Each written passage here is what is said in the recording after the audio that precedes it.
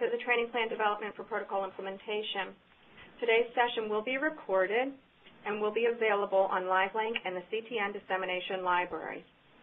I'd like to ask all those who are attending as a group to please send me an email providing the name and email address of everybody attending with you. My email address is ebuttrey@ms.com. You can also send that information to ctntraining@ms.com. Rosa, I'd like to thank you for presenting today. Rosa Verdeja is with the Florida Node and is our subject matter expert on training plan development. And with that, Rosa, I'm going to turn things over to you. Thank you. Thank you, Liz, very much. And I also want to thank the CTN Clinical Coordinating Center team for the opportunity to share knowledge and continue to improve via these webinars. I'm sorry.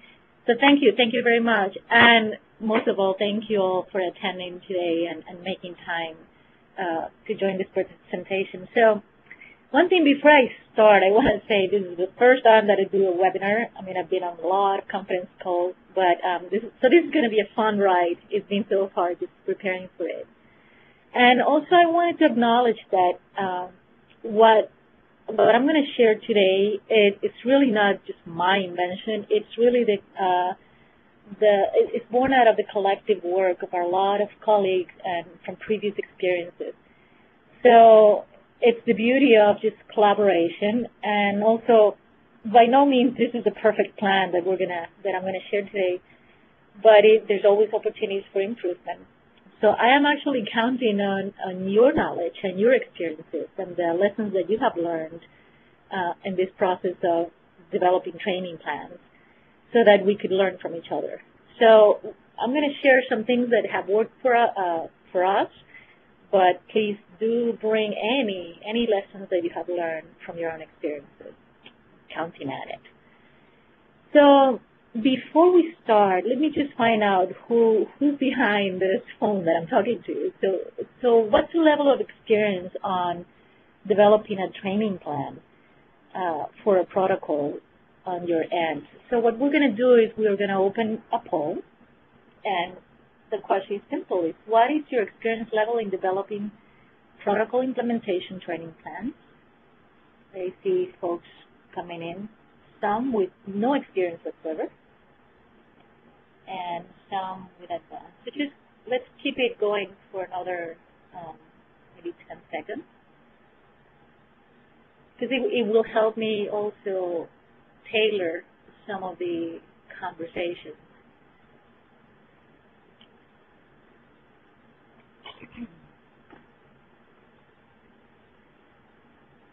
Okay, Rosa, I'm going to go ahead and show results. Okay, thank you.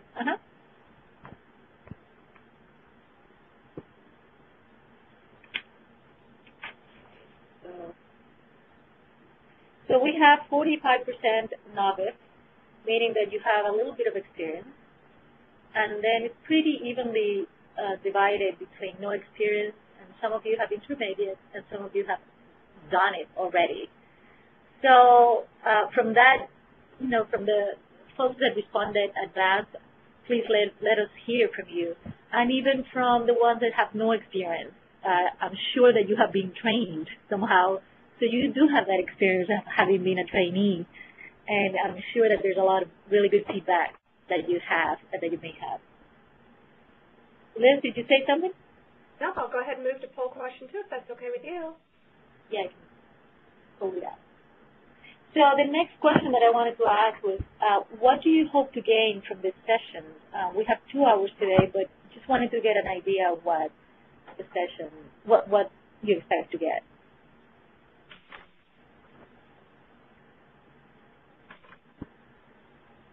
Okay, so we're still getting some. Rosa, I'm going to ask for infinite knowledge. Infinite knowledge? Infinite knowledge. Good luck. All right. Let's go ahead and show the results now. Let's do that. Okay, so we have people want to know, the training plan process, a little bit about it, and some of the tools. but most people just want to know both of it. So great, excellent. Okay, so help me that I think that what we have planned is going to meet those objectives. So let's move on now to the main presentation. So let me just show you the presentation outline. Are you seeing that, the presentation outline? Yes. All right. So the way I conceive the presentation is really broken into two different sessions. The first session is talking a little bit about the training process, and it's more conceptual. And so we're going to, discuss a little bit what are the goals of training and understanding a little bit the whole process of transferring skills. And then we'll talk a little bit about developing the stage, meaning just getting ready for developing this plan. So, as I said, it's more conceptual. And from there, once we have those things in stone, kind of create a foundation, then we'll move on into more concrete tools that may help us get there. So the tools will be, you'll get, and you have already received it, a sample of a training plan and another sample for training matrix. And, some ideas, we'll talk over about some ideas on measuring competency and how to track training completion, which is something that we hear a lot that people need as well. So we'll go over those tools. And all of them, we stand with the webinar announcement, but we're going to take some time here and digest them because some of them are pretty dense. So I just wanted to go slowly with you on those. So from that, let me ask you another question. So what are some of the challenges that you have faced regarding training? And you could answer as a trainee, as a trainer, with any way that you want. So either use the options are don't know how to measure competency, or how to track training, how to assess training comprehension, deciding who should be trained. Just go ahead and take some time to answer that.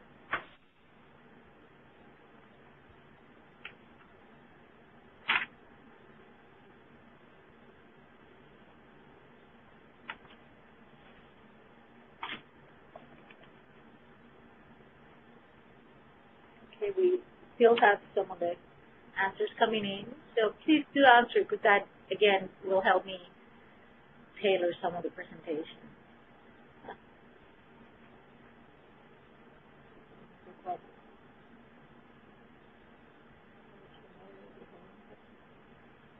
Okay. I'll go ahead, Rosa. Yes, please. So on the results we have, about 45% people that you want to know how to decide, or deciding who should be trained on what. Assessing training comprehension is a big item also. And then tracking training, and we don't know how to measure competency. Okay, so those are, I'll not spend more time on the decisions.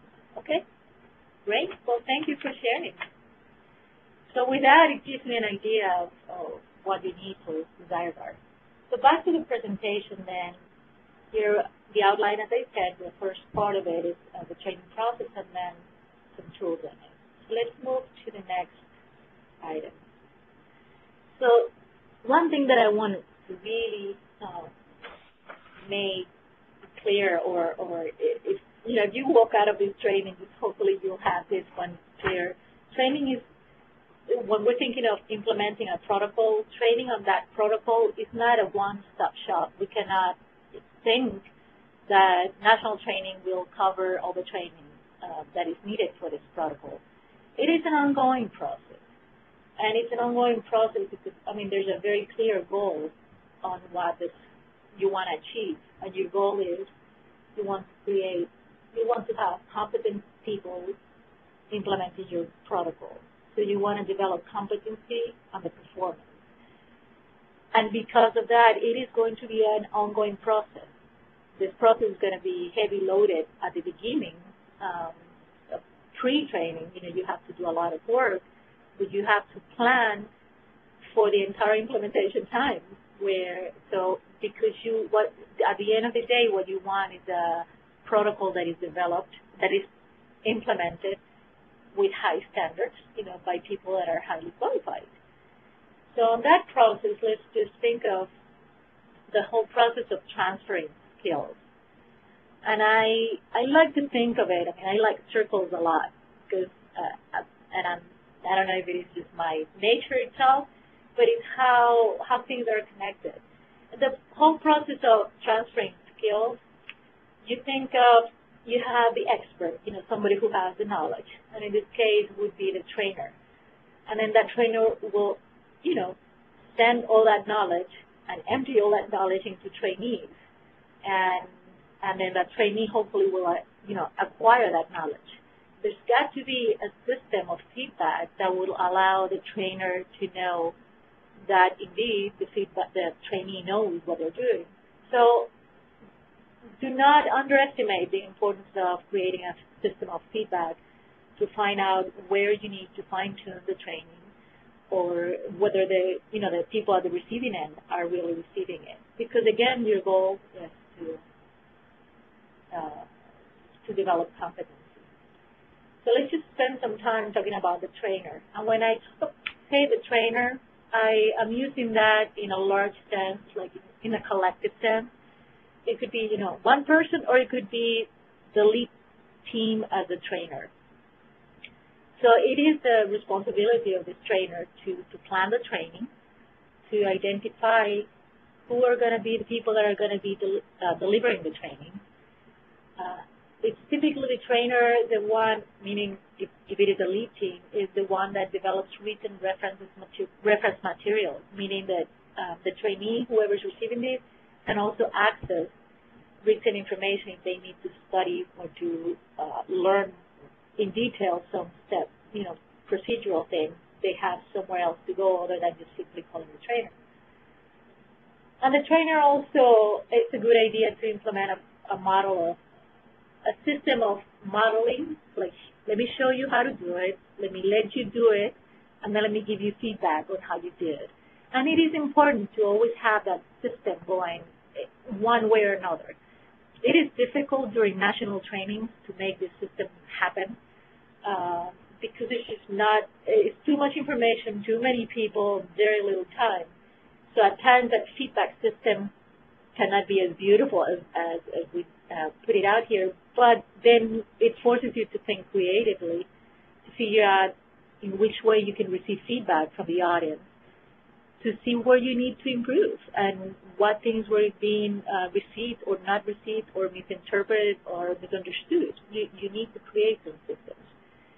So it is also a responsibility of the trainer to be the one that keeps track of overall, either figures out how to keep track of the training completion or give some tools to the individual sites on how to keep track of that. And one thing that the trainers need is patience. I'm sure those of you who are parents out there, you know what I'm talking about. And you say it once, you say it again, and you say it again, and then you say it one more time. And, eventually it'll land. The information will land. And the experience we have from, how many times I have written things down in manuals or said things in conference calls, and then I get an email saying, Rosa, where is it? And I just send an email saying where it was, and just patiently you just say, oh, go to this place and you'll find it, and in the future, that's another place where you can find other things. So patience, because again, what is your goal? You want to make sure that people are competent in what they need to do. So just help them and coach them through it. So that's the process of transferring the skills. Then we move to the trainee, the one that is at the receiving end of this. So you have the trainee who is receiving all this information, and eventually the trainee has to make this information their own. So this aspect of ownership is really important, of owning the knowledge. And one way that you could facilitate that is requiring them, actually, the sites, to develop their own local SOPs. So say you spend 2 days, 3 days at a big national training, and you just release your manual of operations, and you just put all that information out.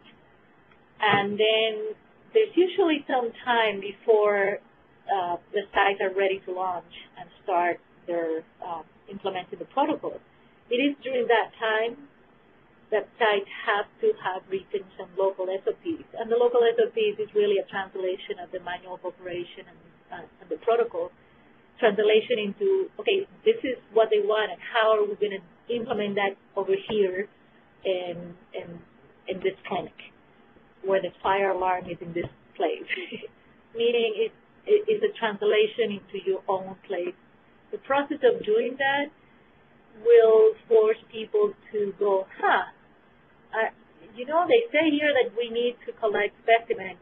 Do we have a lab? And how big is the lab? Oh, let me go there. And then all of a sudden, just the whole training that we did on collecting specimens, for instance, becomes important to them, and they own that information. So the process of developing local SOPs allows the cementing of that knowledge to happen. So from there's also, during this time between national trainings and the launch is a crucial time to practice those skills that they were just taught. And you could do that by role play. One of our protocols were several of our protocols were on counseling intervention. And it is just so important for the counselors to role play and have people, role play being a participant. And in that, they start just getting used to doing what they're going to do out there, and role playing consent, the consent process, and so on. Also, audio recording yourself is very good, especially when you hear yourself. If you need to be talking to a participant, when you hear yourself, you may just go first, oh, is that my voice? But then you may realize what you're coming out, how you're coming across. I mean, are you repeating a lot of words the same way? Are you, you could identify, because typically we are our most critical judges, and areas for improvement. Another thing that has also helped in some sites is just having this sort of randomized participant walkthrough, which could really, there's one university that has done that as a study, and they have been really successful. And they have lent themselves to the CTN. So if you know what I'm talking about in terms of having the randomized participant walkthrough, and this university, that's fine. But basically what that is an actor that comes in. The site knows that this person is going to come, but it's really an actor, and they pretend to be a participant from the moment they walk in. And they stay enrolled all the way through until the very end of the visit. And in that way, this participant walks in and then gets randomized, has the intervention, completes all the visit, gets paid, whatever, finishes up. Then after that's done, then this randomized participant can provide feedback to the site staff. And it's a pretty genuine feedback. And the staff feel pretty much like they had a real person. This is somebody they don't necessarily know. And it's as close to real life performance as they can get. So that's one option for practicing the skills and making them their own. And then the trainee performs. Site launches, the study starts, and everybody was crazy the first time, and that's when they have to apply knowledge in real time. So it is after that moment of, during the time of practice, they may find some glitches, and they may, allow the trainer to find out. So here's the feedback system. One way that this feedback system, keep in mind, will trigger needs for improvement for training improvement. So one first thing that comes out is what type of questions are coming from the site. And that will guide you, that will tell you these things are, this area is not it's not clear enough. So either we do another training or we put a guidance document out or we address it somehow. But pay attention to the type of questions that is coming out. The next thing, type of feedback system that is in place in the CTN is, you try to see what quality of data is coming out. So it is important that the lead team gets reports, data reports, so we could start seeing the quality of the data. Say on the visit one, the first visit on the baseline, we're supposed to collect urine from everybody, and then all of a sudden you have on your data that urine was not collected in percentage of the cases. That's a problem, because then how are you going to measure? And so immediately you have to do something about it. So it's important to have a direct connection with the data capturing system and the reports coming from there. So that tells you what type of data is coming. Or if you start seeing that there's a lot of errors or a lot of missing data, then address it somehow. So, that's one system of feedback. The other one that we have at the CTN is the quality assurance system. We have the monitors coming to visit. They do the visits before lunch, and they make sure that everything is in place. And then they also come and visit somewhat regularly. There's a schedule. Typically, there is a QA plan that is developed before the training, before the lunch, and then they follow that. So the QA findings, some people are so afraid of getting the QA monitors in there, and they should be, because they should be performing at that 100%. But think of it as somebody who is completely detached, being able to look at how you're doing things. And this person will help point out areas that need improvement. And let me say something, that the quality assurance system is not only pointing out things that the site needs to work on, but it may be pointing out to the lead team some areas and some deficiencies where we did not train well. So it goes both ways. The QA findings are incredibly important documentation and a very important part of this feedback system in the CTN, in any study. So sometimes, the QA findings could also identify some training that need to happen in-house, and the training could be taken care by the study coordinator, So that feedback system is so important. So let me just go over some reminders. Remember, as a trainer, the importance to coach the staff along throughout the whole implementation, and listen behind the questions. And when I say listen behind the questions, let me just give you an example. In the last week, I got 2 emails from 2 different sites asking me, Rosa, on the screening questionnaire, and we started in April. On the screening questionnaire, question 16, we want to know how the RA is supposed to ask this question. Should we be asking it this way or that way? I'm like, okay. Before I jumped with an answer, I said, let me ask you, are you getting a query on it? And if so, please could you send me what the query is? So that tells me that there's something that is triggering them to ask me those questions. So yes, I found out not only, I replied to her and told her both of them, how they needed to conduct the question, but I also say, and on the query that you're getting, answer it this way. So I was able to give information on 2 things at the same time, which is always listen behind the question. And that is part of a soft skill. Just being a good listener and trying to understand where they're coming from, and not simply just answering specifically that. It might be a larger issue.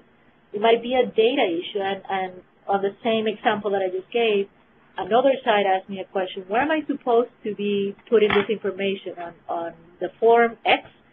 And I had just sent a manual out a week ago specifying this is the form that is got to be used.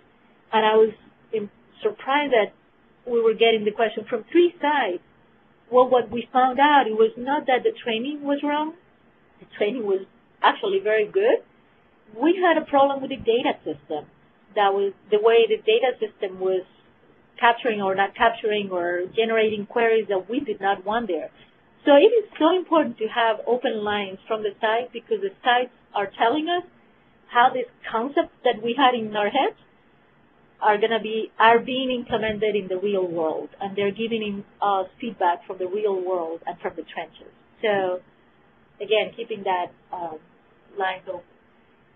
Then, you know, you have to identify communication barriers, and I'm talking mostly during the implementation phase of a protocol. You know, sometimes, as you've heard me, you know, I said it once in writing, then we said it in a phone call, and you know, and sometimes it's just frustrating because we are really working hard as the lead team with that and so many other fires that we have to put out. But if there's a lot of questions, or if we see a lot of things with the data, maybe we have to identify a different venue to communicate that. So not only saying it in the side call, that's not enough. It might be, if this is really important, put it in writing and put it in a guidance so that the sites have easy access to it, or do a training on it, you know, a post-training on it. So identify different venues to get the information out. Then another item is the timing of information, the relevance. The timing of information impacts how that information is going to sit. If there's a need to know, it's more likely that they will learn it at that moment. An example, we're just starting the 6-month visit follow-up for this one study. We have a baseline, and then we have a follow-up at 6 months. I had no business during national training in January telling them all the details they need to know about the 6-month follow-up, because it's going to go over their head, because it's not important, because at that moment they're concerned about opening their site and understanding baseline. So we just did a general overview of the 6-month visit, very general, and then a month before the 6-month visit came, then we launched a really sophisticated training on it, because at that time, that's when they were really needing to know it, and they were asking for it already. It's like, when is the manual going to come out, and when is the training? So relevance impacts learning. Keep that in mind. And then another thing that we need, did I say patience? Just keep that in mind whenever you get a little frustrated, because just breathe. They're asking for a reason. It's a good thing that they're asking, because we want to have a really good protocol out there. Okay, so moving on, this just concludes this part of the transferring skill process. And it's probably nothing new to all of you. This just serves as a reminder and setting the stage of how to transfer the skills from experts to trainees, develop a feedback system that goes back to the trainer, and then it just keeps it's a process. And also remember that how important it is to hear from the trainees, because they probably are not only the trainees but the people in this field, because they're the ones conducting this out there, and they may help us identify areas for training. So in this process, remember always the goal. What you want is to develop competency on this format. So at this point, I just want to open the lines and see if there's any questions from anybody on the field, or any comments, or if any of what I said is, To ask a question, that's *1 on your telephone keypad at this time. *1 to pose a question. A voice prompt on your phone line will indicate when your line is open to ask a question. Please state your name before posing your question. And once again, that's *1 to pose any questions.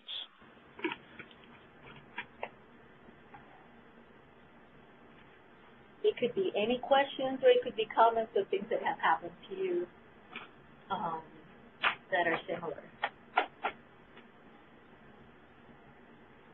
Okay, well, we'll move on and just love to hear from you at some other time.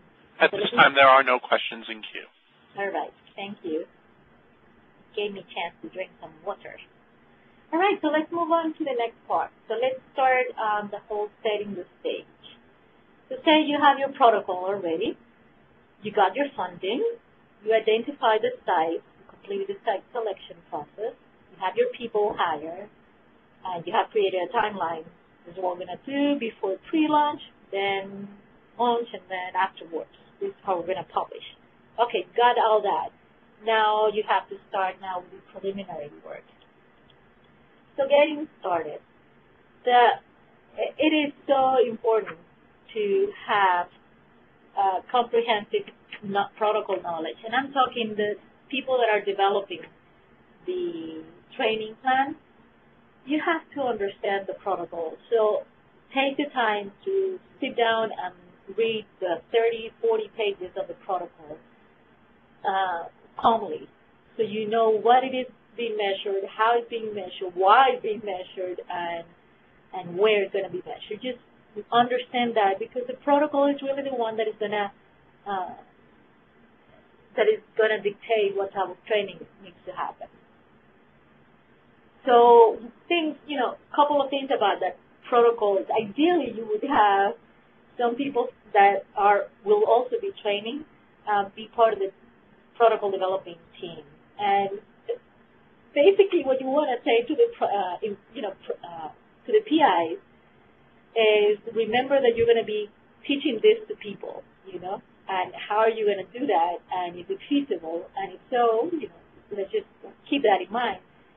Ideally, and this just came from the word of a statistician that I had been working with, which is a wonderful person, the ideal world would be one in which the procedures would be as simple as possible. That means, trying to avoid the do this, but then if this doesn't happen, then do this other. And if this doesn't happen, that just gets very complicated. So try to have procedures that are as standard and simple as possible. I know sometimes you don't have a say on it, but that would be the ideal world. So that it's a lot easier to teach and to stick, to have everybody do it in a standardized way. Having said that, also it's important to listen to the site. Make the procedures as standard as possible. But there might be a need for some flexibility at the site just in order to implement that protocol. We had gone through it in the last protocol that I'm working. We have allowed some flexibility on some things just to make sure that we get our primary outcomes at every site. And so we're allowing some flexibility at different sites because they have different timing and different folks in there. But the flexibility should only be there if you know that there's going to be, it should not impact the type of outcome that you're getting. And so it's a fine balance there. So, okay, enough about the protocol. So let's work as a team. It really has worked out very well when you have a team of people working together to develop a training plan.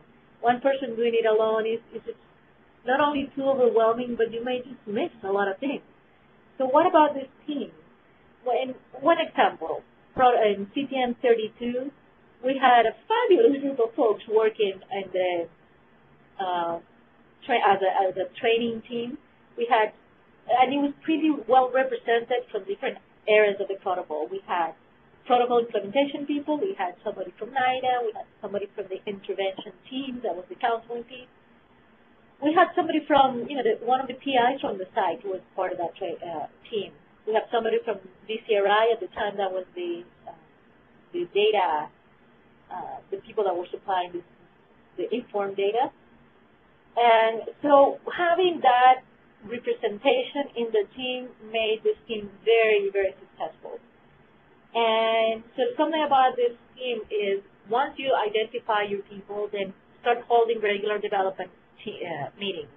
Every Wednesday at noon before national training, we met for an hour. So we knew that was there, and it was a pretty sacred time, and we got a lot accomplished. And then during those meetings, that's when you do your, you determine your preliminary modules and identify presenters.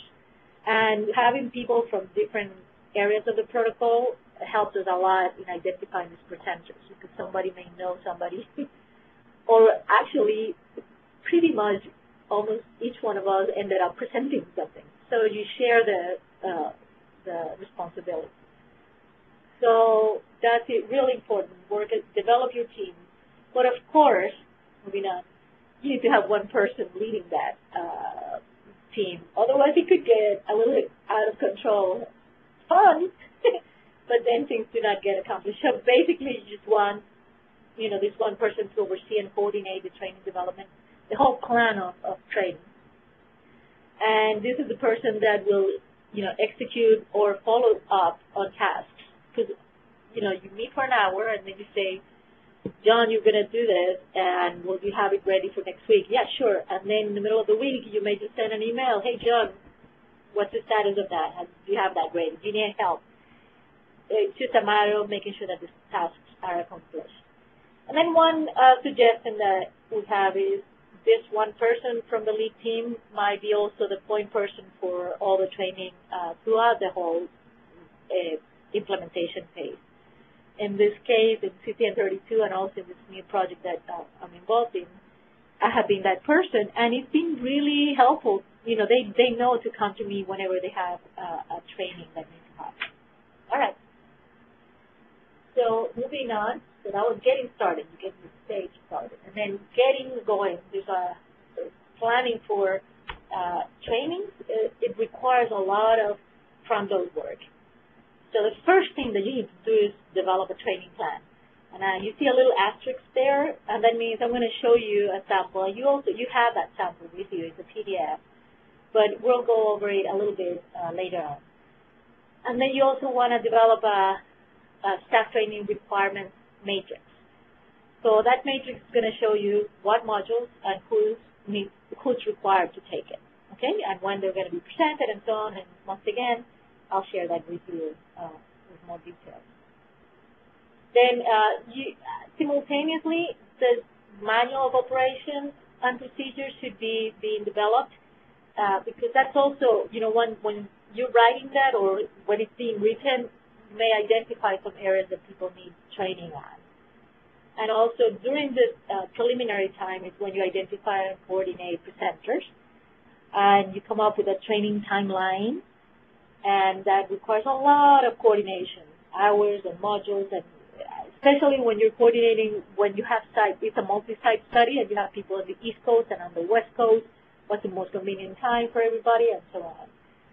And also, you have to start thinking at least about how you're going to track all the training for training verification.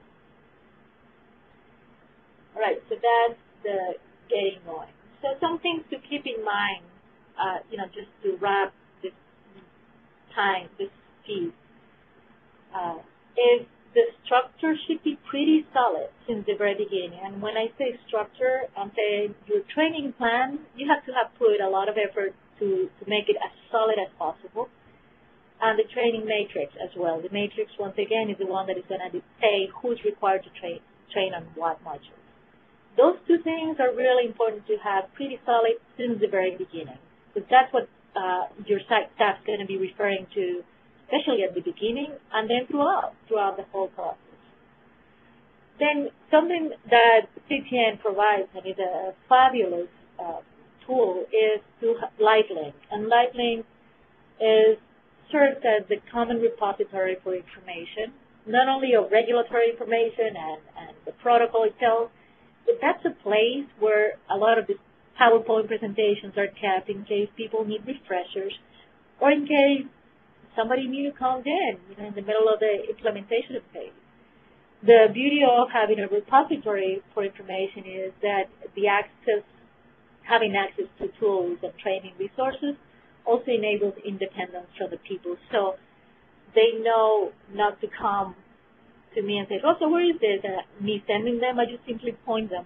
They can go there on their own, and they know that they can get what they need. So it allows for that independence. All right. So far, we have covered a lot of some of the conceptual stuff and setting up the stage for training. So we're moving to more of a concrete part of this presentation, and I'm going to start sharing some tools with you. And so before that, I'm going to take a drink of water and tell you a little story. This is, my brother came to visit, but, I think it was 3 weeks ago, and it's just a funny story happened, and I thought this would be a really good thing to share with the folks. So I went to him in town, and he, while we were at work, he calls me and he said, "Hey, Rosa, I need to do some laundry." And, we just bought a house a year ago, so we had just bought some new machines, and I said, yeah. And it so happened that at that time, I was right in the middle of writing Manual 3 for our protocol, which is the follow-up visit. So I was so much in writing procedural stuff. So I told him, yeah, when you're ready, just call me, and I'll guide you through it, how to do the laundry in that machine. Okay.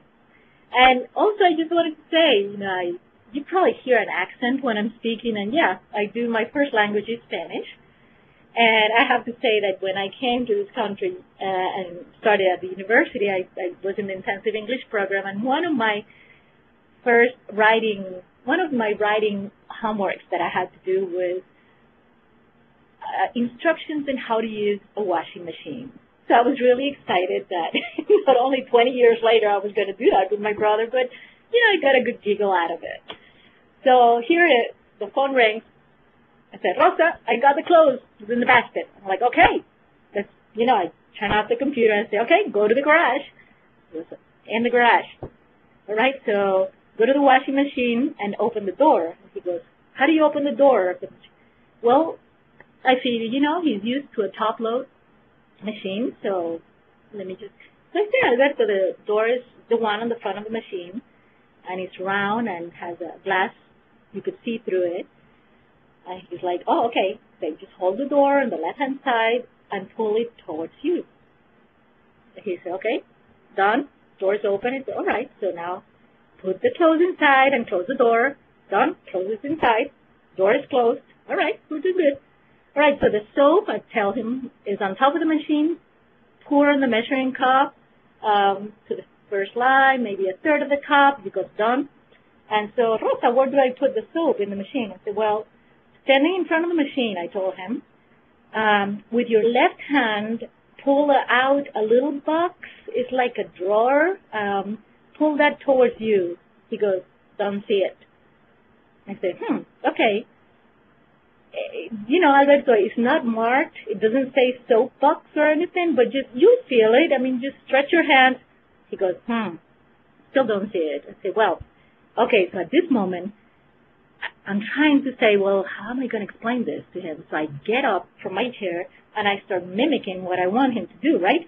I say, well, position yourself as if you're, let's see, stand up and put your palm up on your left-hand side and position yourself as if you're begging for money or you want something, you want food or something, and with your palm up at the level of your belly button, just move it forward, and your fingers are going to touch this little box I'm telling you about, and you'll see it's going to be really easy. So you just pull that naturally towards you.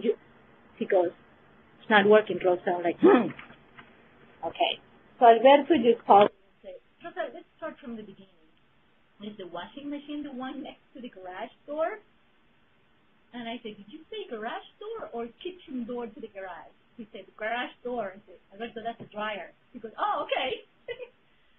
So he said, "Let me reverse. I'm getting the clothes out of the dryer, putting it back in the basket, and then going." I said, "The washing machine is the one that is next to the kitchen door." So at that time, we got such a good laugh out of it. And I thought, oh, my God, how often we forget to start at the beginning. So, my mind frame of the time was totally on giving. Hey, Rosa?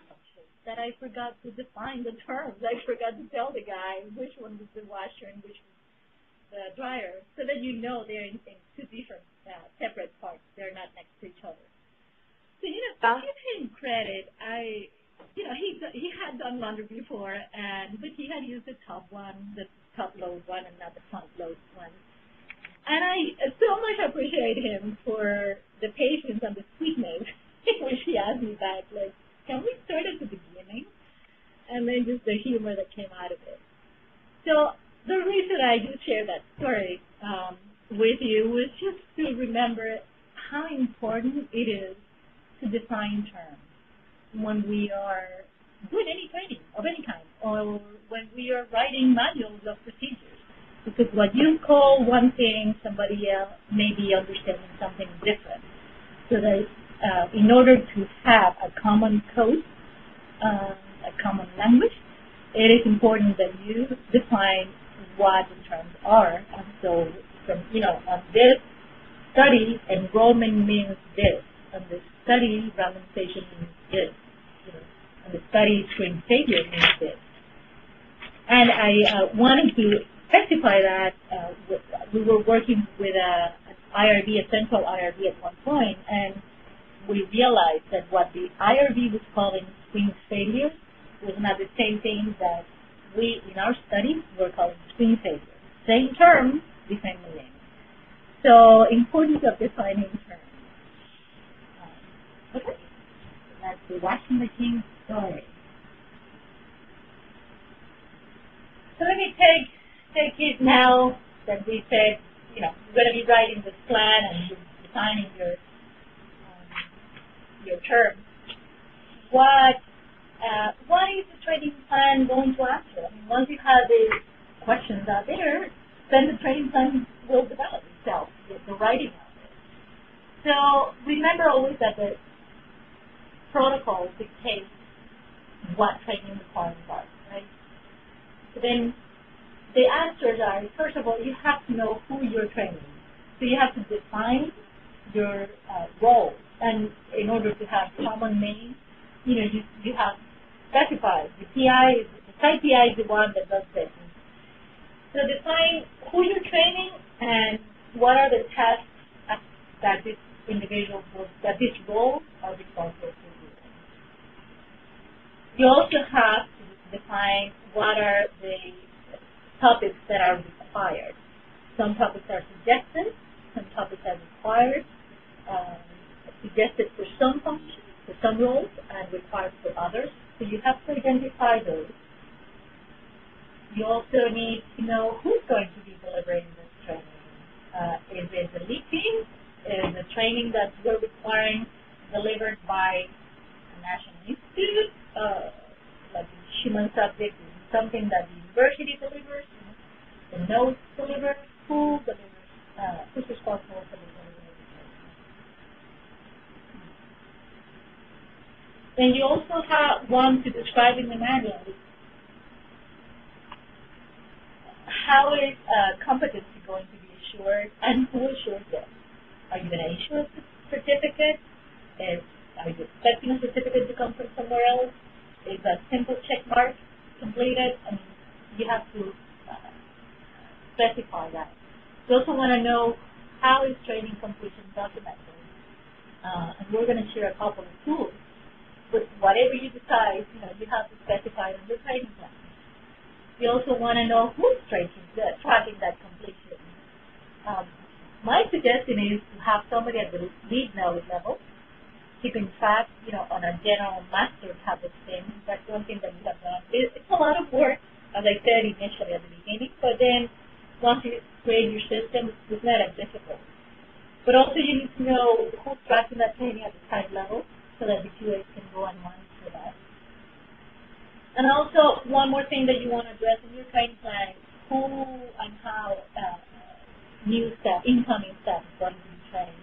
Because count on it, just about every single protocol, there will be people leaving in the middle of it and new staff coming in for many reasons.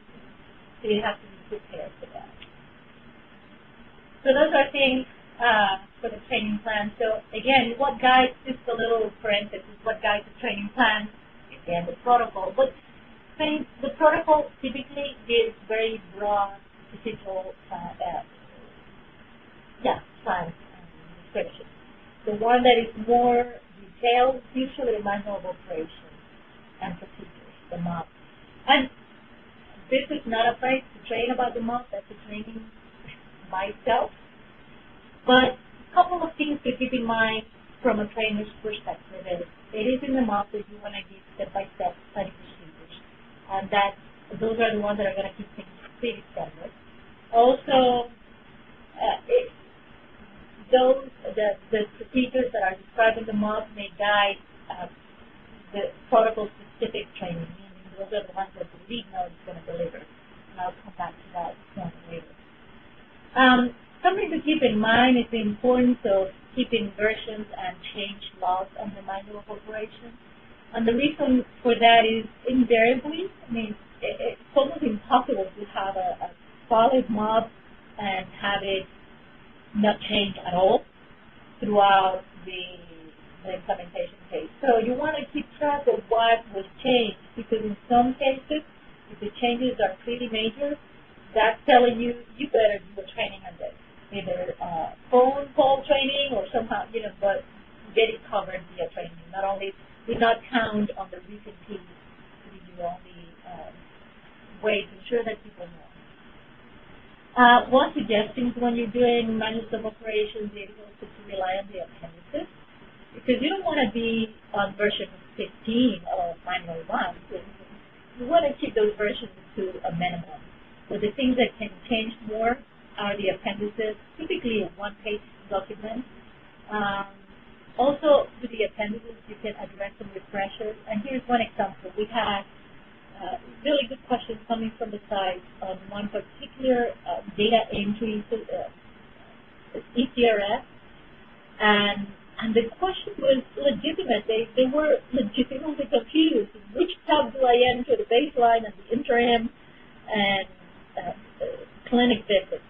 So we immediately identified through the type of question that it was important that our data capturing system group developed a little mini training on how to do this piece, because it was really crucial for us to have the data in the right place.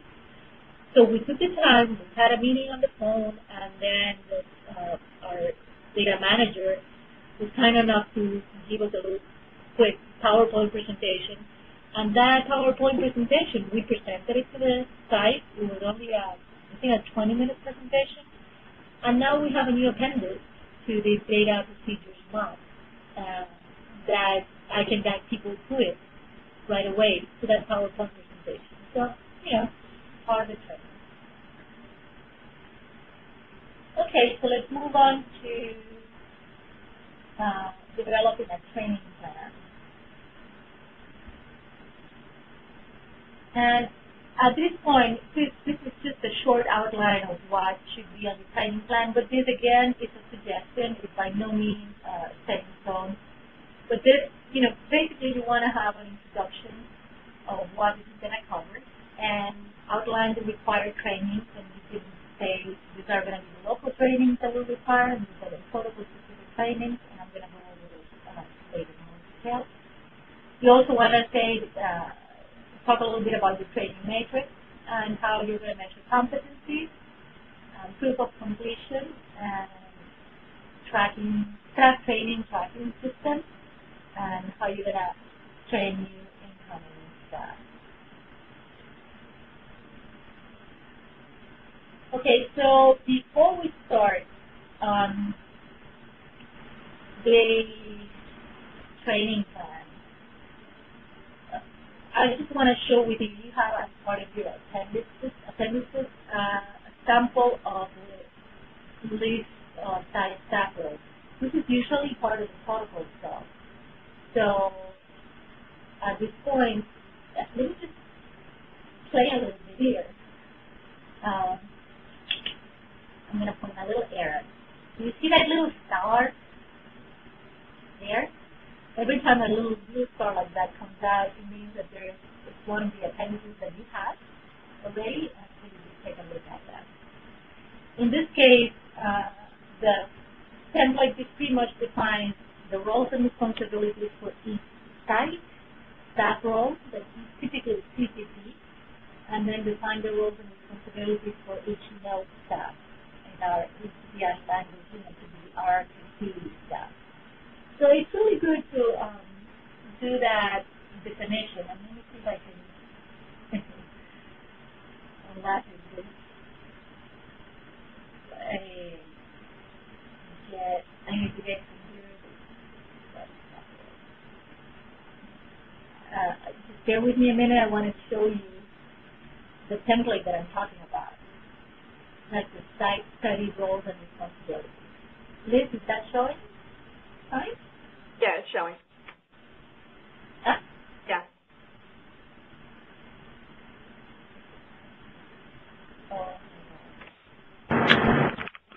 Liz, I'm sorry. Yeah, it's showing just fine, Rosa. Good. I didn't hear you for a minute. I'm like, have I been speaking for 2 hours? No, you're good. You're good. Okay, thanks. So what this is a template, and I left it in Word to let you, play with it if you want to. And I put a lot of red marks in it, saying just make sure that this is, make it your own. Some of these things that we write here, say for instance the description of who is the research assistant, they're pretty generic, but some of it may not be appropriate for your site, or maybe you want the RA to be doing something else. Something that I want you to notice is that infamous duties as assigned, other duties as assigned, but make sure that you describe what the RA assistant, what the counselor is going to be doing, what each one of your folks are going to be doing at the site. One thing that I wanted to point out on this particular template, I had as an option, having the site master trainer responsibility. In particular, the one, I took this role and responsibility from, I think, CTN 32, in which we had a counselor that was trained on a very specific intervention with the respect counseling. And it's a manualized counseling, so it follows a manual and a pretty solid script. So we spent a lot of time training the counselors during the national training and then afterwards on phone calls and so on, and we required audio recordings from them. And so there was very intense training from the counselors, but we also wanted to assure that each site had identified one master trainer for this counseling piece, that somebody that we could rely on, somebody that had gone to the national training and received all the training and gotten the stamp of approval from us, but also somebody that we could, that we trusted to be the one supervising the training of somebody new coming in.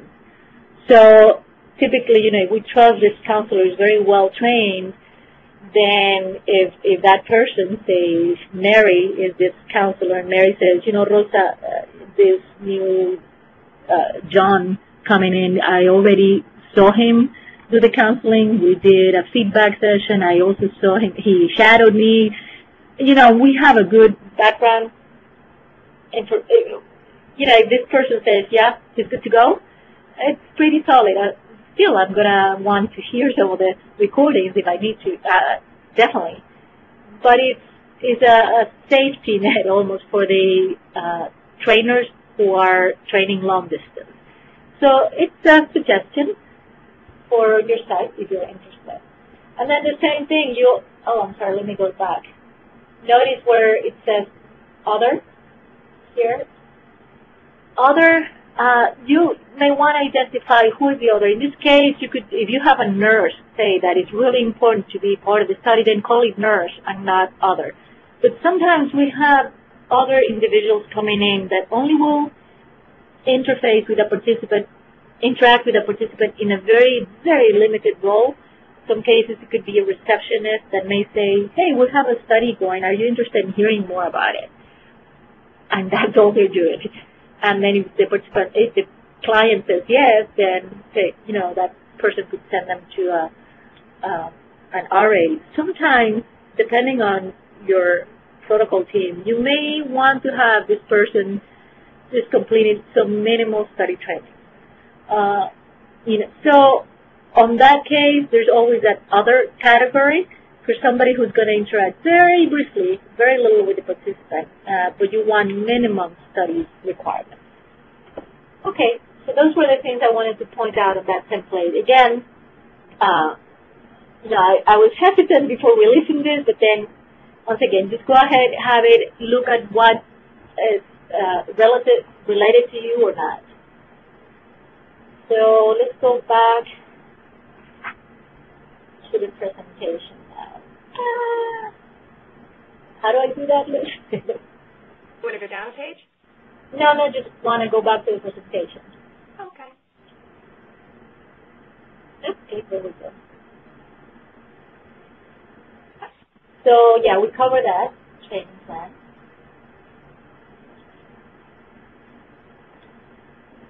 And now we're going to just go over just general things about the training plan. You have, on your training plan, you have to define what are the type of training requirements. For our purpose, what we did in two of our protocols and it worked, is just defining local trainings and protocol-specific trainings. When we say local training, I mean just trainings that the IRB require. For instance, the human subjects protection or the clinical practice. These are trainings that any IRB requires for any staff that will conduct research with human subjects. So basically, you're covering protecting the human subjects and running the protocol with high quality.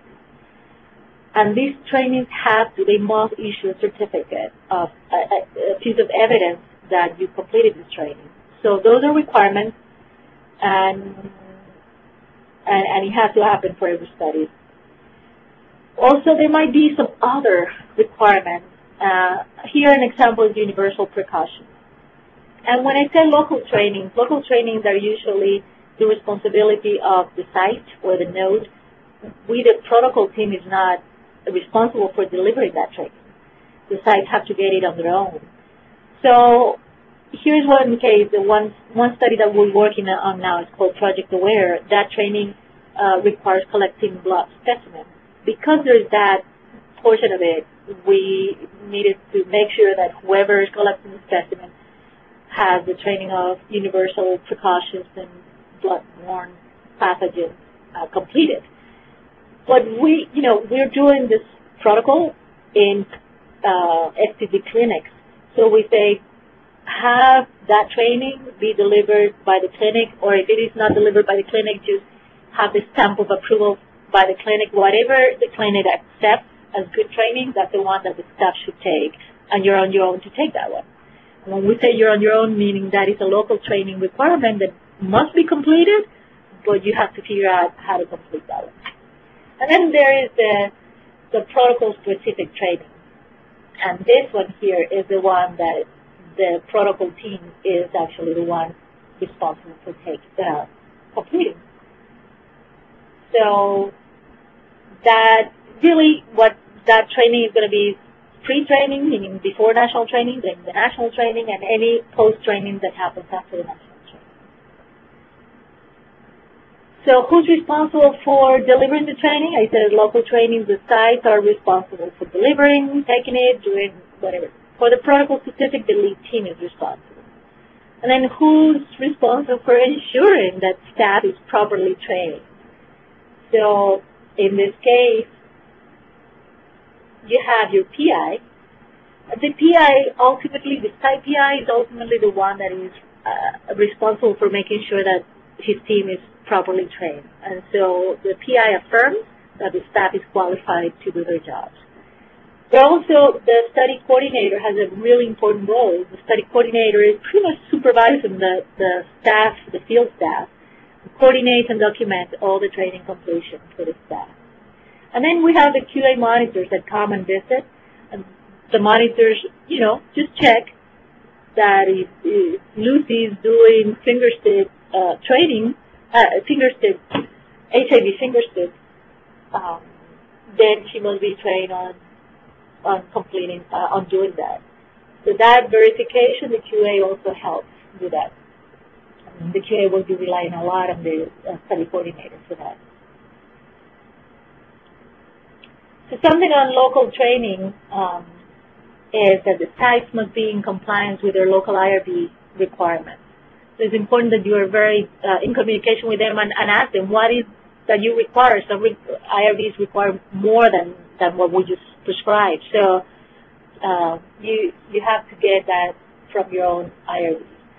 So then the lead team may provide some acceptable options for obtaining local IRB trainings on human subject protection and good clinical practice. But it's really not, I don't see it as the role of the lead team. Then the training, the local training, the training plan should also provide a general description of what are those local training requirement modules. And you'll see in the training plan that I sent to you, you'll see some of that. And the training plan also specifies what required evidence of completion they need from this local training. Do we need to have a certificate? Do we need to have, what do you think? So something I'm going to put a little note here for the RTS system. That is, help me out here, Liz, is the regulatory tracking system from MS.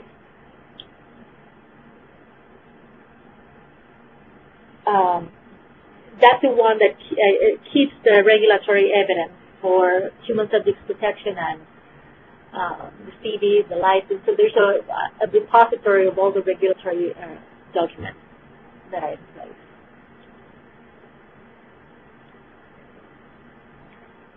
So Liz, how are we doing? Are you there? Okay. Let me just move and then we're going to open up for some questions. But before I finish the training plan, now I just talked about the local training. So the protocol-specific training, as I said, is the courtesy of the lead team. And typically, it could be delivered in pre-trainings, national training, post-training. Pre-training is really not necessary, but it's something that has worked really well for us, especially when you have a protocol that is developing really fast, like we have had. And you just want to give people a general overview before they come to the training. So the modules during the pre-training are pretty general, and it just allows people to get a head start prior to the national training, which is also called the investigator meeting and the all-hands meeting. So pre-trainings are helpful to get just enough information to get going. Then during the national training really is a time where you gather everybody in one place. You have your PIs, you have your site staff, you have the lead team, all of together, and it's just an amazing amount of information that happens. And it is during this time that you deliver the protocol-specific training. And I'm talking about specific study implementation procedures, such as study visit procedures. This is how you're going to do your baseline. And during baseline, you do the consent. And it is during the baseline that you also do the first assessment, and this is the first assessment, and so on. Also, it is during that training that you'll have somebody go over general documentation, what's required documentation, how to document stuff, and the regulatory binder, that's also a good place, AEs, SAEs. So there's a bunch of trainings that happen during the national training. Of course, each one of these presentations and modules are typically an hour and a half. So they're going really fast. And it is happening at the same time that the staff typically just got their whole manual of operation procedures. So there is a bombardment of information during the national training. It is typically also during the national training that we have we spend more time during on the intervention, maybe not, which may be a hands-on. There was on CTN 32, we had big training on how to conduct finger stick, HIV rapid test via finger stick. And we had people do it, actually, and get certified right then and there. And it's also during the national training that you have your data capturing systems. Typically, there's a presentation on it, and typically it is hands-on. Ideally, it's hands-on if it's possible. And this is how you're going to, just teaching staff how to enter data electronically. All right? So moving, the post-trainings that I referred to, the post-trainings are really important part of the training, where you do follow up on any training needs that are identified during the national training. You provide training refreshers, you deliver specific training closer to the date, like I mentioned before, the 6-month stuff. And then also you develop new sessions triggered during the implementation, like I mentioned before, with the, when the person two sides asks where to, in which tab of Inform should I put this information. It's triggered immediately and it's for training. Okay, so the post-training also, you may have post-trainings in your matrix, but also it's an evolving thing, so you should have a way of being able to modify the training matrix later on. So the training plan at this point, let me just open here and show you the sample that I'm telling you. Thank you, Liz. So this is a sample, and I kept it on a PDF because it's very specific to one protocol that we had. It's actually Project Aware. We took the name out and wanted to give it to you. Project Aware, so was a spin-off CTN 32, so it was most of the things. The reason we were able to move so far on Project Aware, which is not a CTN training protocol, but is an IDA protocol, is because we had solid stuff on CTN 32. We had a very solid plan on CTN 32, yet this plan that you see here is an improved version of it. So if you look at this, I'm sorry, I'm going back to the first page here. Let me just point something out. See where I'm highlighting here, revision history. And it's a history log saying this was created on this day, but then on March 9th, we revised it and we added this section here. And it's important to keep track of it. Also something that I thought was good, and I wrote the manual of operations the same way. You may want to have an appendix to the training plan. And on the appendix, when I say, this appendix is located in such and such as an appendix to manual so it's just helping people navigate a little bit through where things are located. So another thing that is important is keeping track of the versions. On the bottom, I just highlighted version 2. So whenever again, that's part of the definition of defining common language. I say to people, I'm not only going to say look at the training plan, I'm going to say look at training plan version 2, so that we're very specific to point out which one they should be looking at. All right, so then we're going to go page by page. Something to notice here on the bottom, it is not that long. It's a 7-page document, and so you have your introduction here, general introduction, and then here I describe the general training requirements, and then here you have the training requirements are the local trainings, and out of the local trainings, these are the local trainings that are required: human subjects, with clinical practice, and in this case we wanted this blood-borne pathogens. Moving on. And then,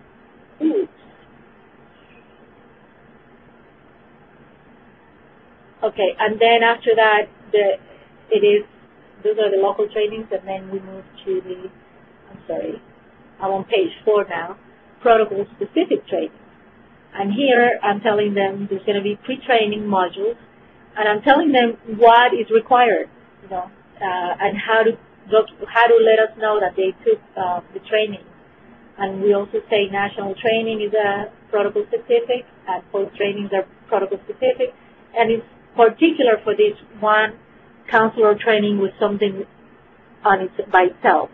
And it was only for counselors, and so it describes a little bit what, how that counseling training was going to be delivered and completed.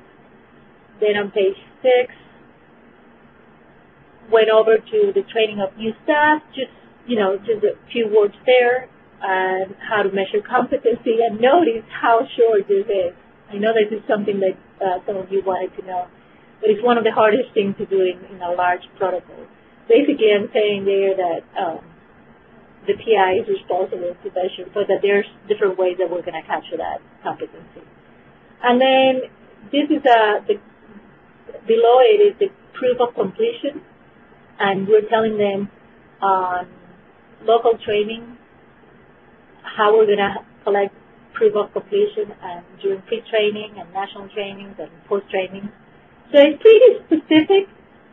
And then the last page is just how you're going to have a staff training tracking system. You define it a little bit, and then you talk a little bit about the training matrix. Again, this is an example. This is a sample, and it's one way to start if you have nowhere to start. But by no means this is perfect. It's a tool for you to use. You could change the order. You could just tailor it to your own needs. But I thought that, and the reason I'm sharing it is because I myself, when we wrote this, did not start from scratch. We went and looked what's out there in the field and how can I build on it. And believe me, the more you do it, the more you want to improve, and the more you could add to it or change things. Okay, let me just let me take some time. Can we go back to the training? Yes?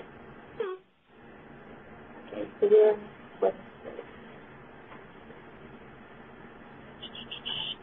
We're going to take a break later, but let me just open up so far to see if people have questions or comments. I've been talking for a long time. And once again, that is *1 to pose a question on your touchtone keypad. *1 to pose a question. So far we have been talking about developing a training plan in general, and just gave you an example. So tell me any stories that you have, any difficulties in terms of starting this process, or any stories, washing machine stories if you want to.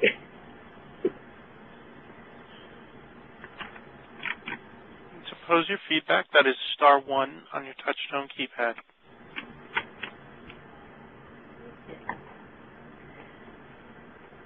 So also, just feel free, if somebody, Liz, if you have some comments to add to what I have said, or more questions.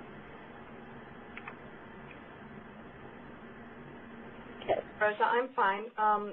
With respect to the pre-training, that is, of course, like everything else, is protocol dictated. Most of those are conducted via webinar. The investigator meeting happens so quickly after the sites get their staff on board.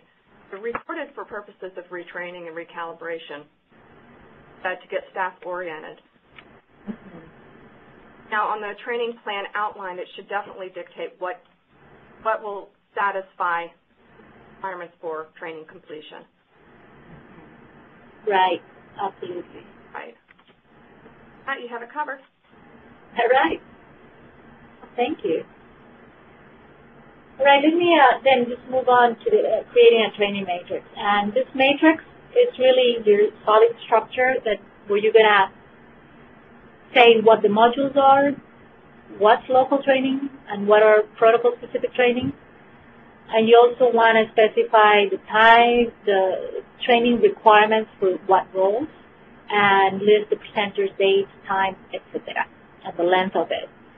So, creating a training matrix. So I'm going to share a training matrix with you. And let me just share the training matrix first. let me just tell you ahead of time. This is a big document, and it has a lot of colors because I'm a very visual person. Also, I number the modules and define symbols for required, suggested, or optional training for different goals. Also keep track, I'll tell you more about the version control. And again, keep this in the live link in a common place where people can access it. So let me go ahead and share with you the training matrix. Where are you? PDF. We're going to share the desktop. Oh, my desktop. Wait. Just give me a minute. I'm sorry? It takes just a few minutes for it to build, so if you have a slight pause.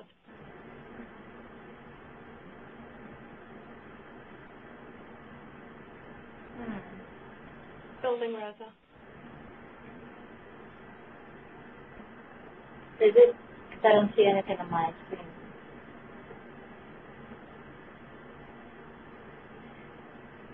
So can you help me out here? Go ahead and what you did is you clicked on a document. Go down and click on desktop.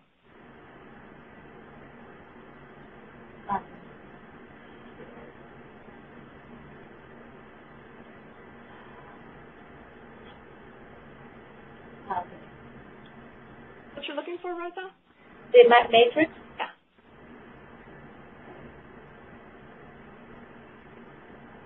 Oh, I see. Okay. So is it up? Okay. So here is a PDF version, and we send it up to you. And this is particularly for the Project Aware. So here I'm going to try to use my cursor, and let's just start reading it from the left to the right.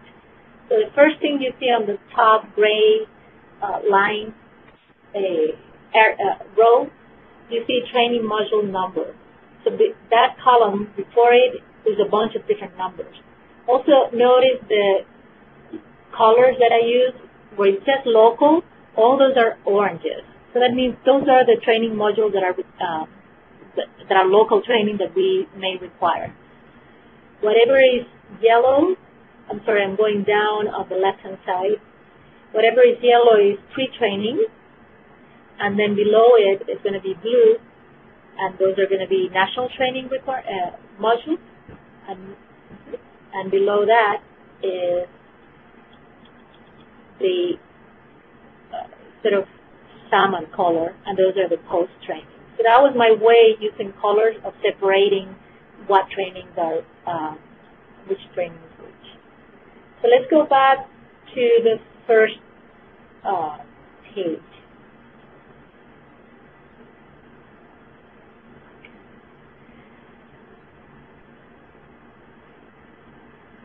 So are you moving it? Yes? So on the very first page, let's go back to the top row. So the modules say the numbers that I used they look weird, but there's a rationale in my head. It helped me organize so that you understand it a little bit. Anything that started with 001, that meant 00 is a local training.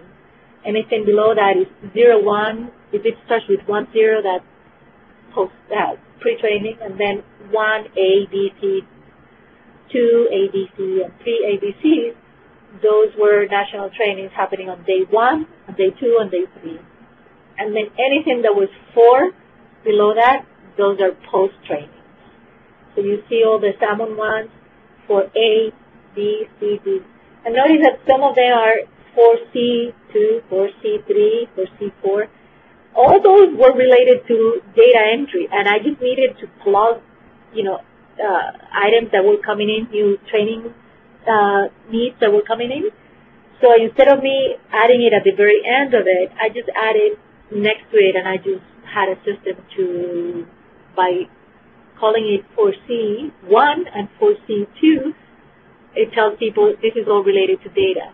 And if you see on the 4G1 and 4G2, those are all related to specimen collection and STD stuff.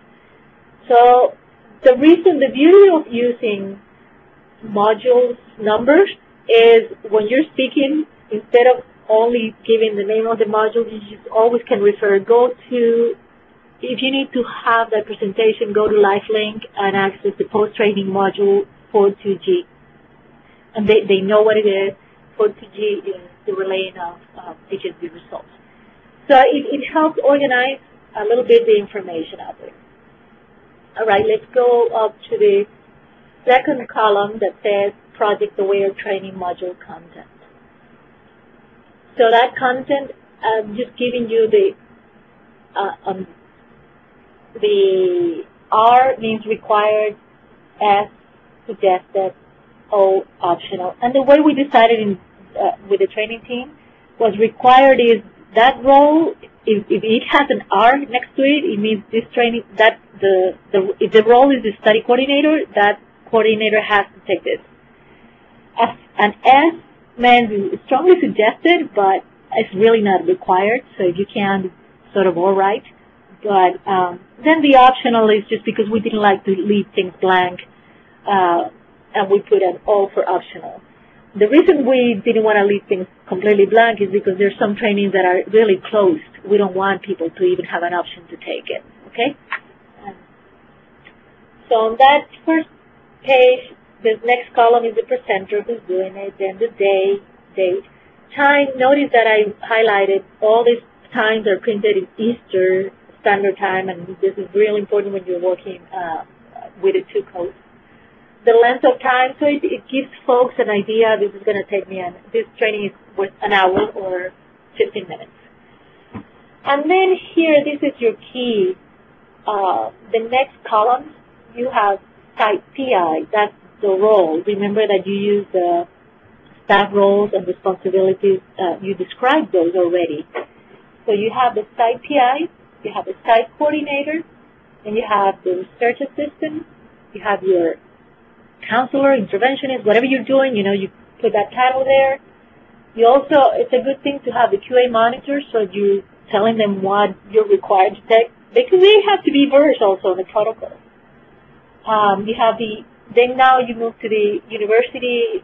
If you want to have your RRTC team, anything required of them, then put it here.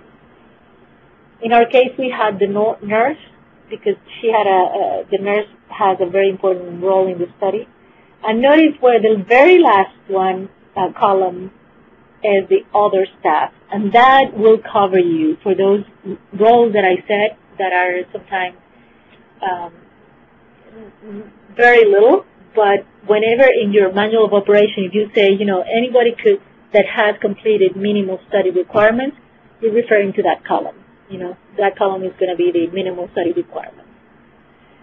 So that's the overall presentation of this. And underneath those roles, see how there's a lot of R's, especially for the locals, because typically everybody has to have the human subject protection and so on. But then as it goes to the pre-training, it becomes, you start seeing more variety. Notice here that on the pre-training module 6, which is the counseling discussion, notice how there's a lot of gray on it. And that means, during this training, we don't want anybody but the counselors in there. It is optional for the study coordinator to be there, but we don't want anybody else because it was a very specific training for that particular group. So then that's what I did. I just shaded it. So other people, they knew that they were not invited to that training. All right, so that's for the matrix. And before, I'm sorry, one more thing.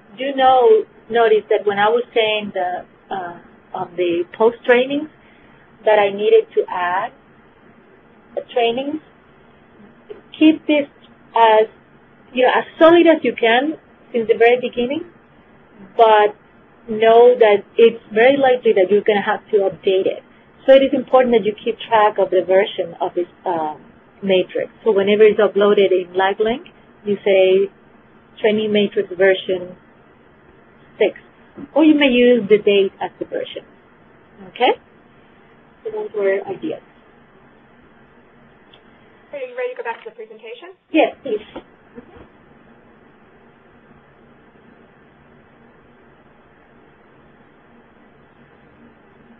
All right, so for the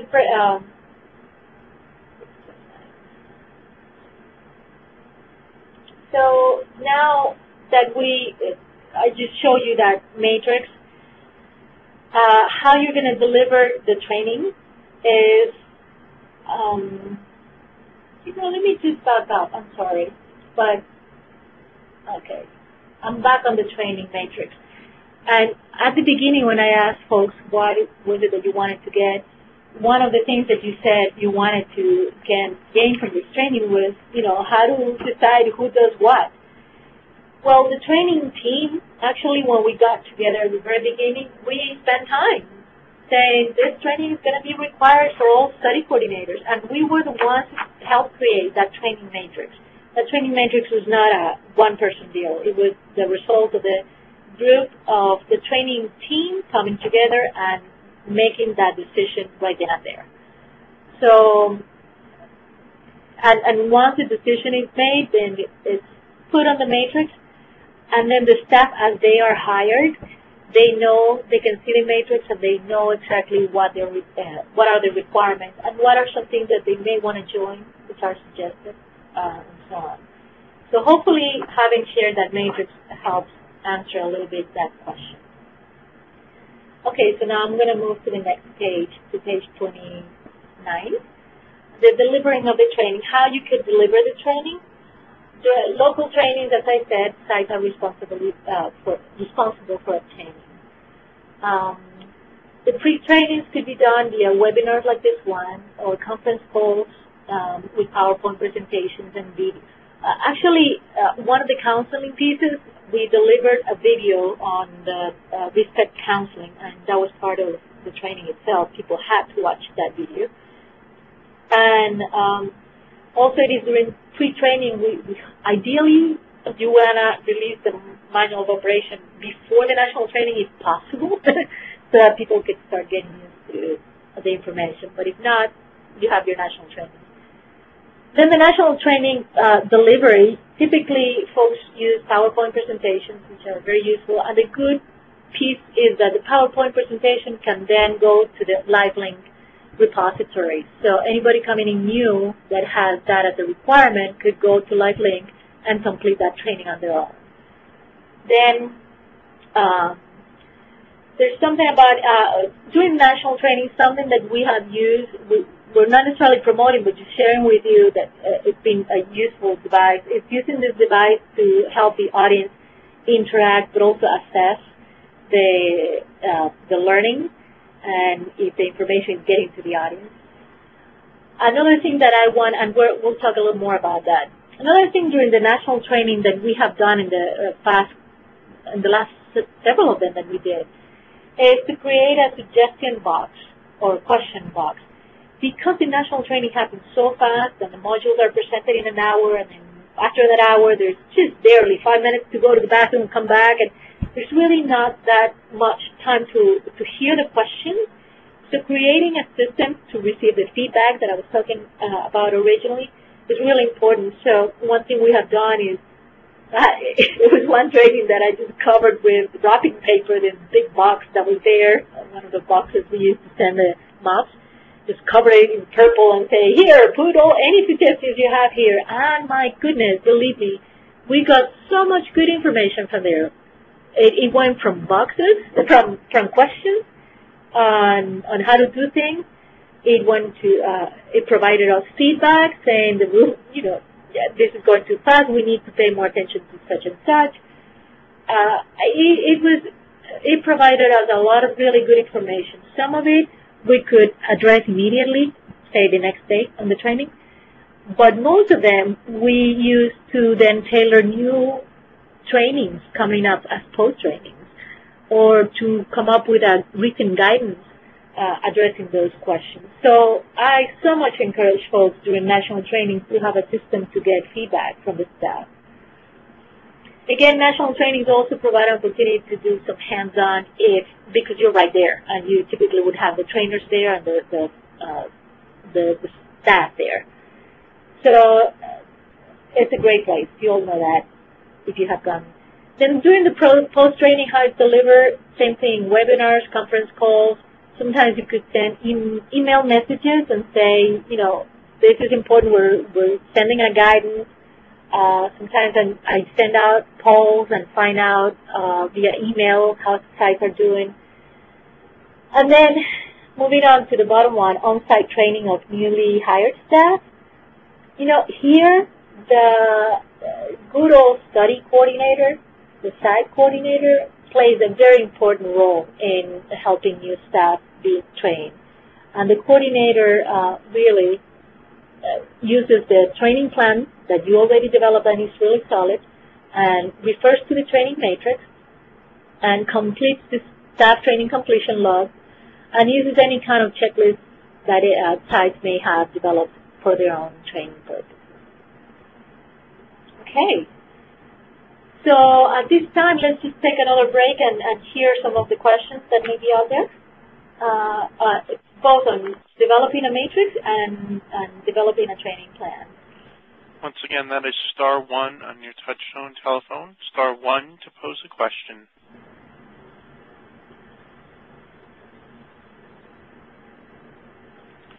Do you have our first question, caller? Yes. Your line is open. I'm Andrea Didier. I'm a protocol monitor, and I have a comment. Simply, you know, as a representative of the monitoring team at MS, I wanted to add that during our initiation visits, we usually check training requirements thoroughly, and you know, it's very important to usually before the initiation visit, sites would have designated an individual responsible for maintaining their training binders or the regulatory binders. So I simply wanted to remind everyone that as you prepare for those monitoring visits, that you would want to complete those logs and checklists and matrix thoroughly and completely with regard to your training requirements. And for new staff as well that's coming on to the study after initiation. That's it. Just had a comment. Oh, thank you so much, Andrea. I know, oftentimes we do this thinking of your old visit. I work very closely with Liz Alonso here, Director of the QA. And yes. I have heard from so many QA monitors also, it's like, oh my goodness, having this matrix so clearly, it's very helpful. And also I have told the staff, you know, your QA monitor is going to come and do this at the site visit. You better have your ducks in a row. Yeah. All covered, because they're going to be asking you for documentation. So I'm so glad that you mentioned that, because it just says, you know, how relevant this is. Yes, exactly. You're welcome. Yeah, thank you, Andrew. Okay. Once again, that is *1 to pose a question, *1. Rosa? Yes, who is this? This is Jack Challey, Lead Protocol Specialist at CCC. Oh, hi, Jack. One comment? Yes. Just a follow-on comment.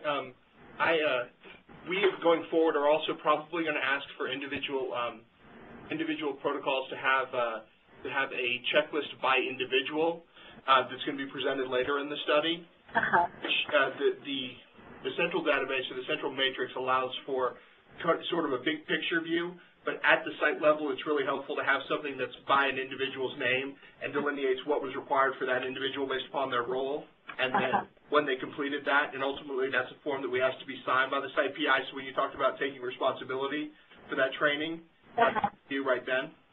Great. Excellent. Well, I think it's a very useful tool that you all are preparing, and as you said, we're going to share it in further down on this presentation. And I think it was also sent out with the training information. So thank you so much, Jeff. Yeah. And I want to be clear, I don't think it's redundant with the matrix. I think it actually can be the mechanism by which the matrix gets filled out at the higher levels. Right. Right. And, I'm going to share with the staff later on the staff training completion log that looks very much like the matrix, but I want to make a distinction that the matrix is the one that indicates for this protocol, which role is required to complete what module. So which staff role is required. So it's all in one page. And then your individual staff that we're going to show later on goes individually. For Mary Andrew, who is the RA, she's required to have taken this, and she did it. So as you say, it's not redundant. It just serves different purposes. So thank you for your comments. Well, that's a good segue to the next piece. Let's move on back to the presentation.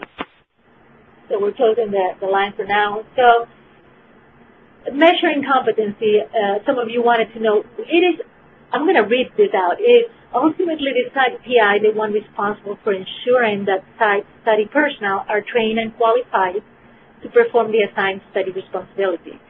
So having said that, we had to blame somebody.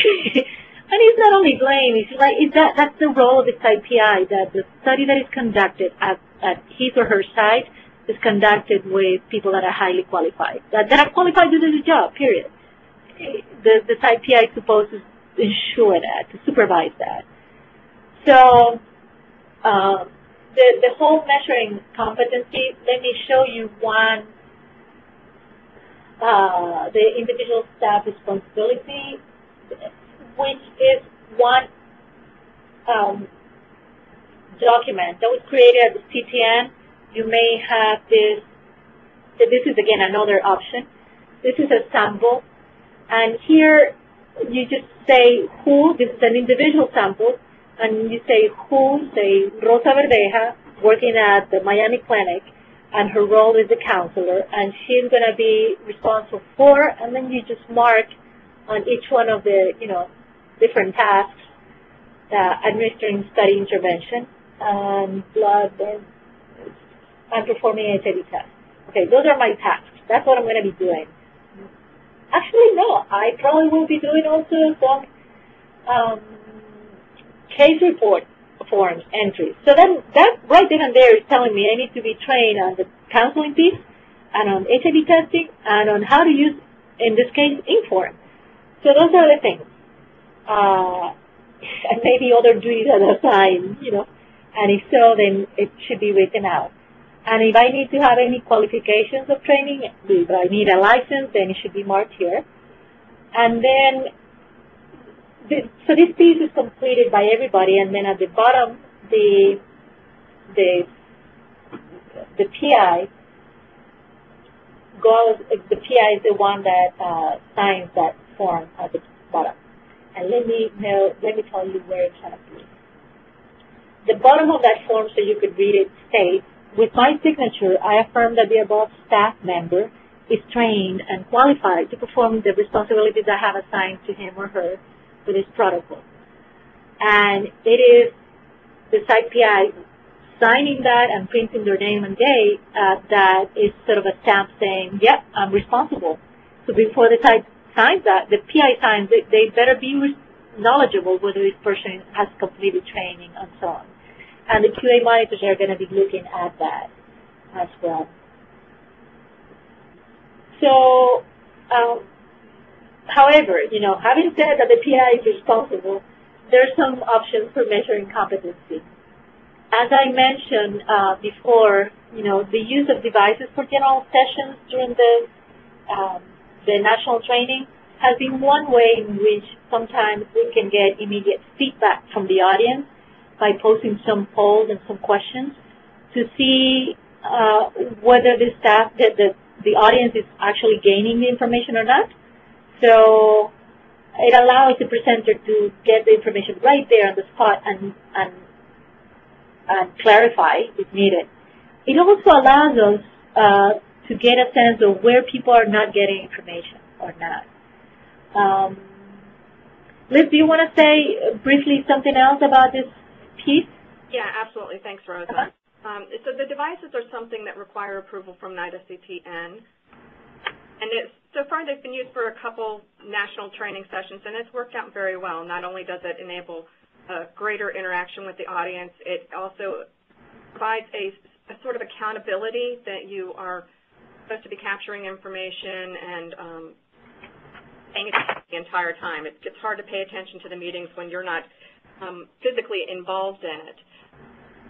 So when the teams are approved to use the devices, they really have a responsibility to utilize the devices to the best of their capabilities, which would be documenting individual attendance, their participation, and their competency.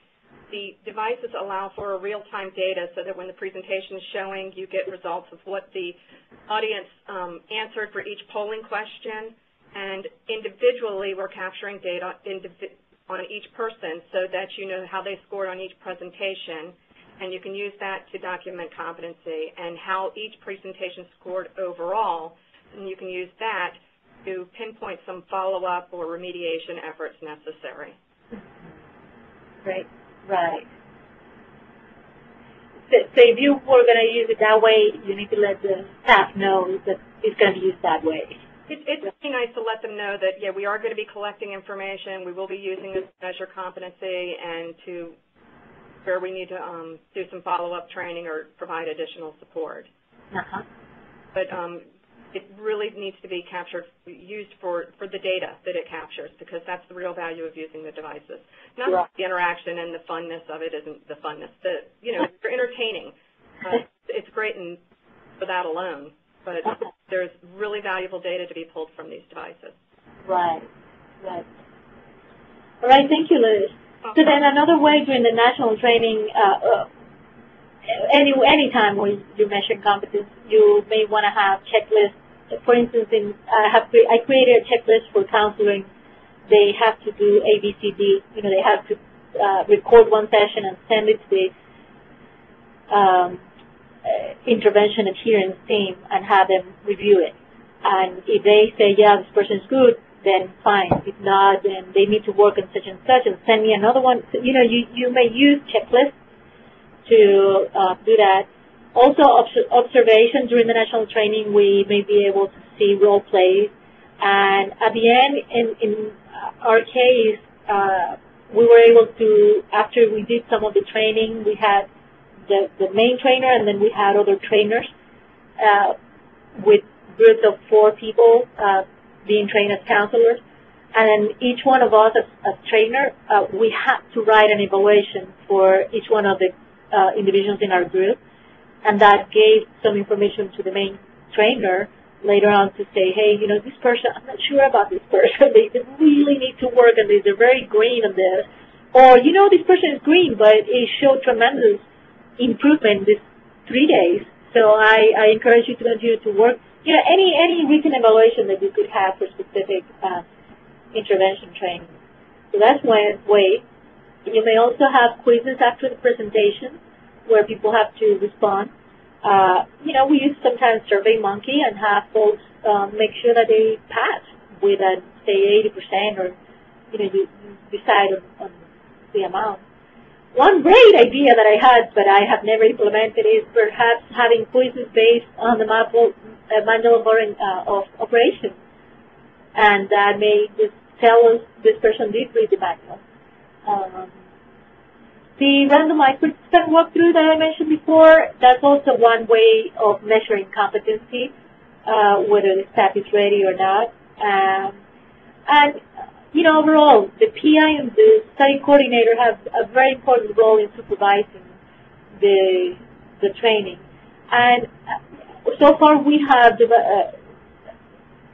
we're standing on an honor system. We're trusting that they're doing their jobs, and so if a study coordinator tells me so-and-so completed the training, I will see some of the evidence with check marks, and I just have to trust that check mark really means what it means. And then, as Andrea mentioned earlier, the QA monitor verifies that training was completed. So at least, the fact that somebody completed training, is closer to knowing the material and not.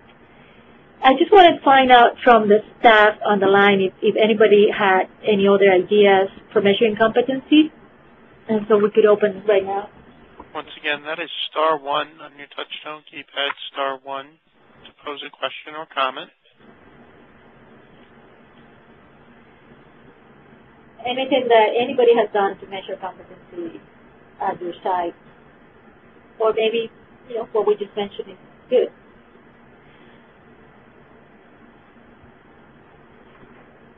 Okay, let me move quickly through the next slide.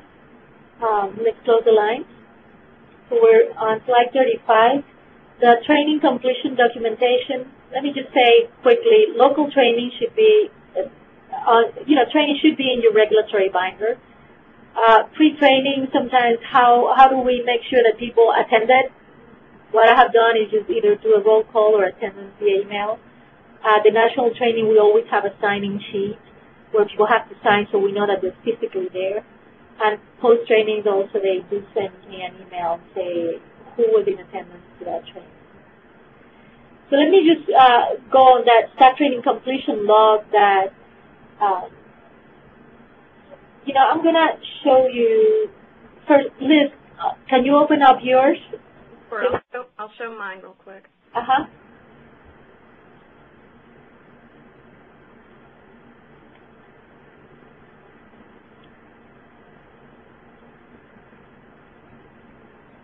No. No, that's not the right document. Hang on one second.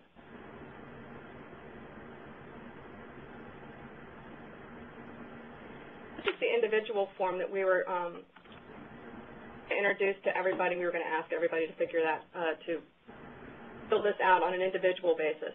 Up at the top, you put the staff name. These are the various staff that might be, the staff roles that might be in the study.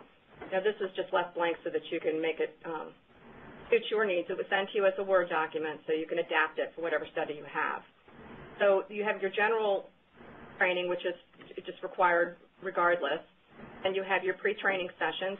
This you can take attendance at the webinars, or just ask people to send an email to you to verify that they attended, and then you can check off they completed it and on which date they did so. This protocol-specific modules, of course, is dictated by the protocol, and what you do is you list what various roles up here at the top are required to attend those sessions. You can document when they completed it and the date that they completed it. At the bottom, signed by the staff, the site PI, and the lead team. This document can be stored in the regulatory binder, serve as verification of necessary training completion. Rosa, you want to showcase your? Yes. Now, this is done on an individual basis. What Rosa's going to show is more of a project basis.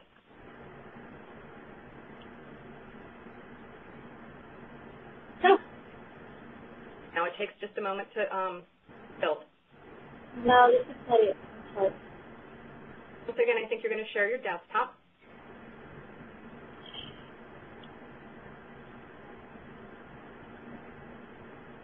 Let me go back. Oh.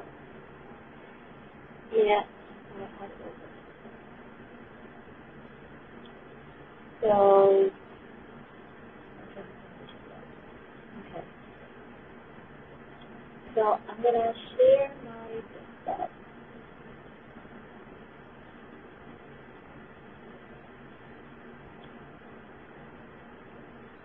Okay. There you're seeing a big Excel form. I was comfortable in Excel, so I designed this. And this is a tool that you have also. I send it as a sample for you to use, the template. And basically, you see the same colors. It's probably very familiar. These are the same colors. Are you seeing it, Liz? You're good. Okay. What I did was I took the training matrix, and then I individualized it for every site. So see how it moves, and on the bottom on the left-hand corner, you see that it says one tab that says Everglades. That's the Everglades site. And then there's a blue tab that says the Caribbean site, and next to it, number 3, is the Sunspot site. So this training completion log is the log of my 3 sites. And let's just look, I'm on the Everglades site right now. So at the Everglades site, if you see, I'm moving. My people here are Mickey Mouse is the PI, and Goofy Smith is the study coordinator. So and so on, Donald Duck and Minnie, and all of them are part of my team. So what I have below on that column for each one of them, either a date or a check mark to say whether they completed that training or not. You see one column that is shadowed, that's Batman. Batman used to be the nurse, but he's no longer with the study. Yet Batman completed a lot of the some of the stuff here. So this is one way of showing that while he was in the study, he completed some training. And if you keep moving, these people, the site is the Everglades, but the RTC is the university. So we have Snow White is the QA manager, and she completed whatever she has a check mark, that means that she completed that module. And Captain Crook and Peter Pan, of course, was the North coordinator. So that's one way of keeping it per site, but not only per site, per the entire team. If you click on the tab that says Caribbean, you will see that the folks at the Caribbean side, and these are the bluefish, the redfish, the snapper, the mahi-mahi, the yellowtail, all of them completed also, so that's a place where you plug in the name of your person, and right below the name you have the role, what role that person is doing. So what this staff training completion log does, it captures the entire training, being all the, everybody's, you could see it in one single place. Everybody's there. The QA monitors have access to it because this is in LifeLink and it's updated. As soon as the people tell me I completed such and such training, I update and it's uploaded in LifeLink. So I wanted to show that as an option for, oh my God. No, I'm here. I'm sorry, I thought that I had disconnected. It's an option to, how do I get out of here? I'm going to put you back in the presentation right now. Yes, please, so we can finish up, because I am aware of the time and just wanted to wrap it up. But wanted to let folks know that this is really, it's a tool. You may look at it, and this tool is not only good for study coordinators, but it's also good for anybody. It just has so many uses. Let me see if I can. Rosie, you had mentioned something that I thought was valuable, that they can take out their site and print that out and put that in the regulatory binder as verification of training completion as well, which I thought was a really handy tool since it's a centralized document. It's getting used on an individual basis as well. Right. So, I mean, once you print it out, it's printed. The good thing about having it electronically also is that as new trainings are added, I am responsible for adding those new trainings to the staff completion log, so that, sometimes this is a moving document. But, yeah, indeed, and some sites have told us that they love this matrix. They have really found it very useful. Again, it's not a replacement for what Jack mentioned before. It's a different way of looking at training altogether. And staff training completion log serves for the study coordinators, for the evidence and the regulatory binder. QA monitors could look at it. But one area that I want to point out is that if there's a cost analysis study being done together with the same study, this is a fabulous place for them to get the time that it has taken to train and the number of people that have been trained for this. So, for you to think about it. Evidence of training is that, you could have either one of these logs or any log that you decide, and there's you have to have the training on regulatory binder and also send it to the RTS at MS. And some data capturing systems require also some evidence that training happened, so they would require you to have a signature, an electronic signature if you took the training, so there's got to be an evidence for training. And I'm just going to breeze through the next slide is the new staff training. I think we went over it several times that, when staff is hired as a replacement or an addition, the site coordinator can use these tools, the training plan, the matrix, and the staff training completion log. And again, I recommended having a master trainer who would be somebody that would deliver the training at the site level.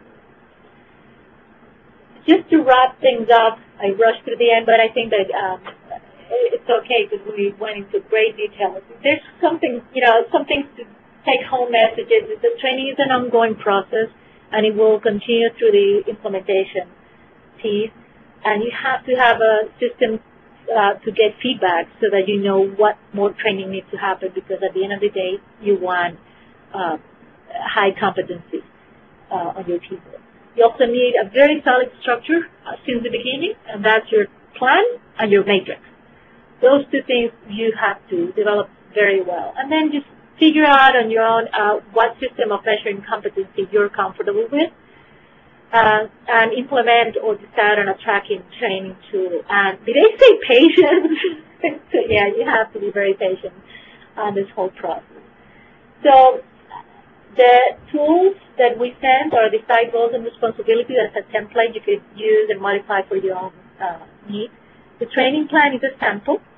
The training matrix also is a sample. It's a PDF document. The individual staff responsibility logs we send as a sample, and I believe we forgot to put here the other one that Liz indicated, Liz and Jack. And then the staff training completion log, the one that has the, oh no, I'm sorry, that's the one that has two templates. That's right.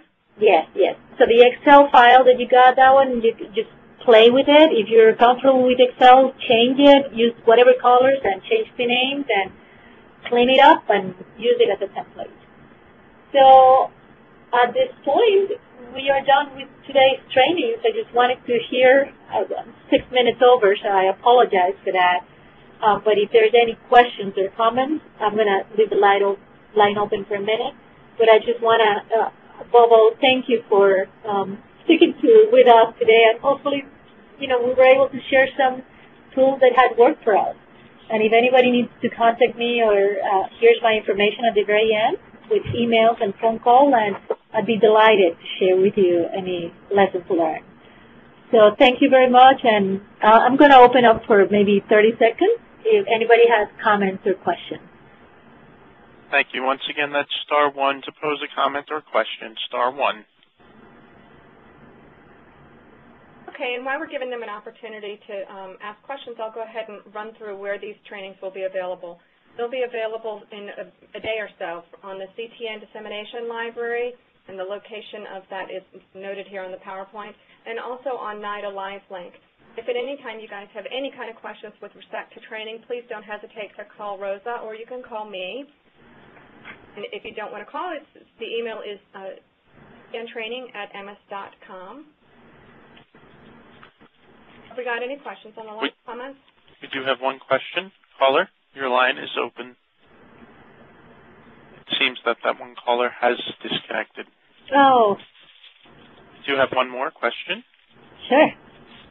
Caller, your line is open. County Alcohol Drug Programs here in Rapid City, South Dakota. I'm sorry, could you say your name again? I'm sorry. Yes, Michelle Tangimana. Hi, Michelle. Hi, and I'm in Rapid City, South Dakota. This is the second research project we've been involved in, and the opportunity to be involved in this type of training is just tremendous. It really gives us a lot of new tools to use because we're new at this, our facility. So I want to say we definitely appreciate it, and it's something that we're definitely going to use. It's wonderful. Thank you so much. Oh, Michelle, I'm so glad. I'm so glad to hear that feedback. Thank you so much. Please feel free to contact us at any point. And as I said, what I'm sharing with you is really the work of a lot of folks before me all coming together. So use it. Thank you, and good luck. Thank you. Yeah. All right. Thanks. We do have one more question. Sure. Caller, your line is open. Hello, Rosa. Yes, who's this? Hi, it's Dorothy. Hi, Dorothy. Thank you for joining.